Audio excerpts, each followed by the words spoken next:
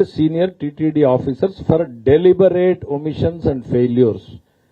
Deliberate అంటే ఉద్దేశపూర్వకంగా. దాని ఉద్దేశం ఏంటండి? వాళ్ళకి తప్పు జరిగింది అనేది CFTRI అంతకుముందు రిపోర్టు కళ్ల ముందు ఉంది. నిబంధనలు కఠినంగా ఉండాలి అన్నటువంటి నిర్ణయం తీసుకున్న దాంట్లో అదే అధికారులు సంతకం పెట్టారు.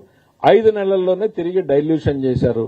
డైల్యూషన్ తర్వాత సరే ఈ ఆరోపణలని తర్వాత అది డిఫరెంట్. ఏంటి అందులో నెయ్యి ఉందా లేక పామాయిలే ఉందా? It's a very detailed discussion. నివ్వెరపోయేటువంటి విషయాలు కొన్ని అంటే పూర్తిగా మనం ఛార్జ్ షీట్ చదివితే డీటెయిల్స్ వస్తాయి. ఇప్పటిదాకా ప్రభుత్వానికి అందినటువంటి సమాచారం చూస్తే వాళ్ళు పామాయిలే 58 లక్షల లీటర్ల దాకా కొనడం. కెమికల్స్ ఏంటా కెమికల్స్? ఈ ల్యాబ్ రిపోర్ట్ ని ఆల్టర్ చేయాలి అనంటే ఆ ఏ వాల్యూస్ ని యాడ్ చేయడానికి ఏ కెమికల్ వేస్తే అందులో ఆ వాల్యూస్ పెరుగుతాయని కెమికల్స్ కలపడం, కలరింగ్ ఏజెంట్స్, ఫ్లేవరింగ్ ఏజెంట్స్, ఇవన్నీ ఒకవైపు టెండర్ ని డైల్యూట్ చేశారు, రెండో వైపు వాడితో నెగోషియేట్ చేశారు. నెగోషియేషన్ కుదరకపోతే ఇంకొక కంపెనీ రూపంలోకి వచ్చారు. Then submission of fake documents, మొత్తం ఫేక్ డాక్యుమెంట్సే. 3 ఏళ్లని 1 సంవత్సరం చేస్తే ఆ 1 సంవత్సరం కూడా ఆ సంస్థ డైరీ యాక్టివిటీ చేయాలి. వైష్ణవి డైరీ అనేటువంటిది మొత్తం ఫేక్ డాక్యుమెంట్స్ పెట్టారు.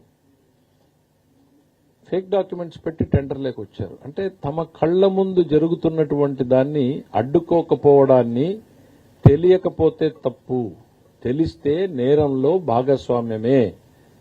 ఖచ్చితంగా ఇందులో ఉన్నటువంటి వ్యక్తులందరూ ఇప్పుడు ఏవైతే రిపోర్ట్లో పొందుపరిచారో వీళ్ళందరూ కూడా ఆ నేరంలో భాగస్వాములుగానే మేము పరిగణిస్తున్నాం as on today. Charge sheet లో వాళ్ళ నేరస్తులుగా పరిగణించారా లేదా? పరిగణించకపోతే ఎస్ ఏం చేయాలి భవిష్యత్తులో? ప్రభుత్వమా లేకపోతే తిరుమల తిరుపతి దేవస్థానమా భక్తుల ఇదిగో ఇన్వెస్టిగేషన్ లో మీరు మిస్ అయ్యారా?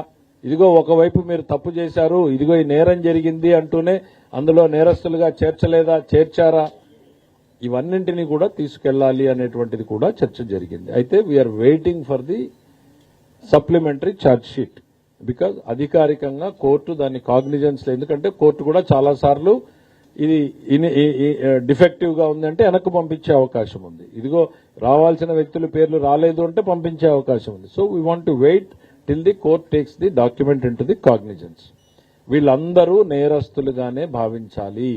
శ్రీవారికి అపచారం చేసినటువంటి సంఘటనలో ఈ నేతలందరూ కూడా సుబ్బారెడ్డి గారి దగ్గర నుంచి, ధర్మారెడ్డి గారి దగ్గర నుంచి, సింగాల్ గారి దగ్గర నుంచి కింది స్థాయి కమిటీలో ఉన్నటువంటి వాళ్ళందరూ వీళ్ళందరి మీద చర్యలు తీసుకోమని ఏదైతే రిపోర్ట్ నివేదిక ఇచ్చిందో వీళ్ళని నేరస్తులుగానే పరిగణించమని ఈరోజు భావించడం జరిగింది. రెండవది అడ్మినిస్ట్రేటివ్ గా ఇంకా ఏమన్నా ల్యాప్సెస్ ఉన్నాయా అనేటువంటిది తేల్చడం కోసం ప్రభుత్వం ఒక కమిటీని వేయడం జరుగుతుంది. Very short tenure committee. ఎంత టైం ఫ్రేమ్ అనేది ఇంకా చెప్పలేదు, గౌరవ ముఖ్యమంత్రి గారు డిసైడ్ చేసి చెప్తారు. రోజుల 2 వారాల ఎట్లా అనేటువంటిది షార్ట్ టెన్యూర్ లో. ఎందుకనంటే ప్రతి ఒక్కరికి వినే అవకాశం ఇవ్వాలి. వాళ్ళ మీద ఏదైనా ఇవాళ వాళ్ళు క్లియర్ కట్ గా ఇవాళ ఇక్కడ చర్యలు తీసుకోండి అని చెప్పినా కూడా we want to be vengeance attitude అనేటువంటిది కాదు. వాళ్ళకి ఏదన్నా చెప్పుకునేటువంటి అవకాశం ఉంటే కూడా చెప్పే అవకాశాన్ని ఇవ్వాలి అనేటువంటి దాంతో ఈ కమిటీ వేసి తదుపరి చర్యలు తీసుకోవడం జరుగుతుంది. ఒకటి, వీళ్ళ మీద ఈ వ్యవస్థ మీద చర్యలు తీసుకోవడం, సరిదిద్దడం. అతి ప్రధానమైనటువంటిది నేరస్తులుగా భావించాలి. అందులో ఆ ఛార్జ్ షీట్ లో ఉన్నారా లేదా చూసి ఉంటే వెరీ గుడ్, లేకపోతే ఇదిగో మీరే నేరస్తులుగా ఇక్కడ తెలిసి జరిగింది అని చెప్తున్నారు, తెలియక జరగడం లేదని చెప్పారు. 5 నెలల్లో మళ్లీ తిరిగి అదే అధికారులు సంతకం పెట్టారని వాళ్ళు చెప్పింది. మేము ఎక్కడ పదం యాడ్ చేసింది కాదు. తెలిసి జరిగిందన్నప్పుడు వాళ్ళు నేరంలో భాగస్వాములు అవుతారు కదా. ఈ కోణం ఎందుకు చూడలేదని ఎవరు అడగాలి, మనమా ఏంటి అనేటువంటి దాని మీద కూడా ఏజీ గారిని పిలిచి కూడా అడ్వైజ్ అడగడం జరిగింది. So it will take some more time, but immediate గా అయితే మాత్రం కమిటీని ఏర్పాటు చేసి